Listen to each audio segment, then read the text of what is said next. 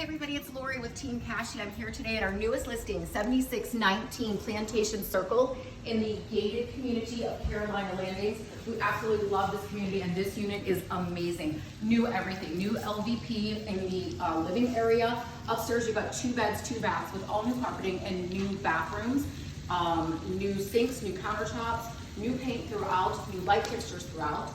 You've also got a new AC unit. This homeowner has only had this property for less than a year, so she's pretty much replaced everything. You have nice storage under the stairs.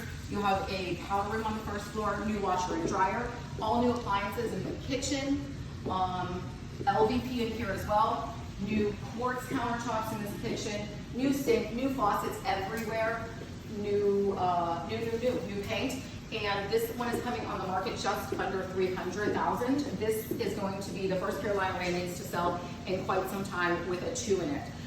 We are under $300 a month for the HOA fees here, and the best part about this unit by far is this gorgeous view.